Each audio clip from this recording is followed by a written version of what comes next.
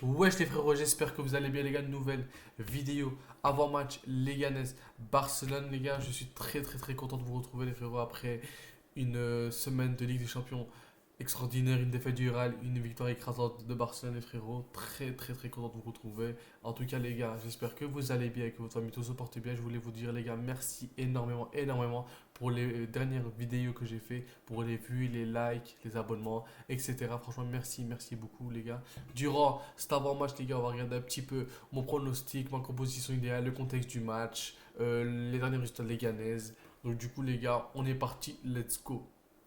Contexte du match, les gars, on joue contre une équipe de Leganés qui est 18e au classement, contre une équipe de Leganés très nulle. Faut le dire, mais c'est pas pour ça qu'il faut négliger Leganés. C'est une équipe qui, eux, contre les gros, fait toujours la différence. Exemple, cette année, ils ont gagné contre Barcelone, ils ont gagné contre l'Atlético chez eux, pas à l'Atlético, mais à Leganés. Ils ont réussi à accrocher le Real, mais le Real a réussi quand même à gagner à la dernière minute. Comme d'habitude, c'est le Real, c'est comme ça. Mais ils ont quand même réussi à accrocher le Real. C'est-à-dire que c'est une équipe face aux grands clubs.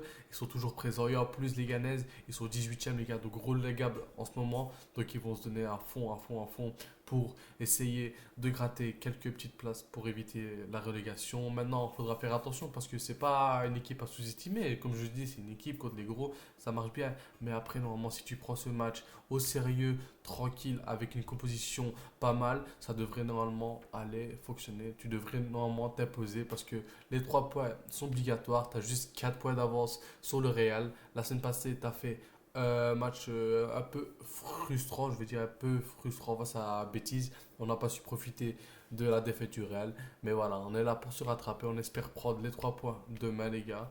Et voilà, les gars, let's go. Concernant les derniers résultats de Leganés, les frérots, j'afficherai quelque part ici, les frères. Leganés, les gars, c'est sur 4 matchs sans victoire en Liga, une défaite 2 face à Celta Vigo, une défaite face au Betis, une défaite face au Real Madrid et un match nul face à Osasuna, les gars. En tout cas, Leganés, c'est vraiment une équipe qui cette année très faible. Une équipe qui est 18e au classement, qui est à 2 points de la non-relégation, mais franchement, c'est une équipe qui, avec les derniers matchs qu'ils auront, force, franchement, courage, je crois pas que ça va aller. Mais voilà, les Ganes, c'est pas une équipe à sous-estimer, comme je l'ai dit, il faudra les prendre au sérieux. Côté Barcelone, les gars, moi je veux une composition sérieuse en fait. Vraiment, je veux le 11 probable. Le 11 probable.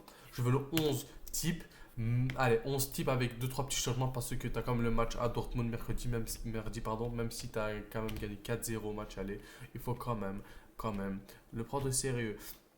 Donc il faudra une équipe compétitive. Il faudra peut-être.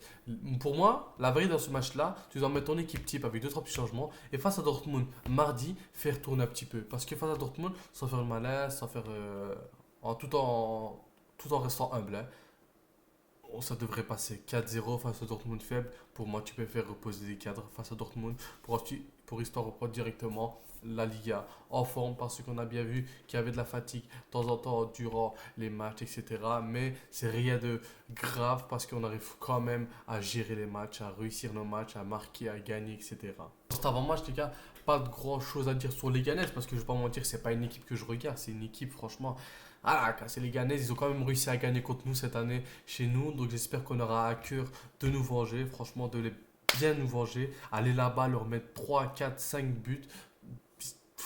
Ils nous ont quand même battus, les gars. Il faut se rappeler d'une tête à la 6e minute. Franchement, non, on avait perdu ce match-là, j'avais la haine. Faire attention à l'autre gars, Dimitrovic, qui se transforme en bouffon toujours face au Barça. De toute façon, tous les bêtes clubs en Liga, sans leur manquer de respect, tous les petits clubs, pardon, pas les bêtes, je leur manque pas de respect, chaque fois qu'ils jouent contre le Barça, ça se transforme en Real Prime, Bayern Prime, toutes les équipes Prime. Chaque fois face au Barça. Et quand c'est face au Real, ça baisse son. Voilà, vous avez compris les gars. Pour ma composition idéale, les frérots, c'est simple. Moi, je veux Chesney au goal, ça change pas. À droite, Koundé. Centre, je veux Inigo avec Araujo. À gauche, Balde. Les doubles pivots, je veux Frenkie de Jong, Pedri. Oui, les gars, ce match-là, il faudra mettre. À droite, Yamal. À gauche, Rafinha, Ferran Torres en poète et Gavi en tant que numéro 10. Simplement. Il y a eu deux, trois petits changements. Mais durant pour moi, ce match-là, il est quand même beaucoup plus important que le match face à Dortmund. Parce que, sans faire le malin, encore une fois, tout en restant humble, je le répète, le match face à Dortmund est quasiment plié. Donc, il faut direct se remettre en tête que la Liga revient à la priorité, quoi. La Liga devient prioritaire sur le deuxième match retour face à Dortmund. Dans mon pronostic, les gars, moi, Franchement, je vois quand même une victoire de Barcelone, mais je vois pas une victoire facile. Parce que ça, les gars, ça sont les matchs pièges. Les matchs pièges face au Barça, on les connaît. On a beaucoup plus difficile face aux petits clubs que face aux gros. On avait vu cette année Atlético, Real Madrid, allez, t'as qui dans le top 4 à Bilbao, on n'a pas encore joué contre eux, on joue en dernier match contre eux.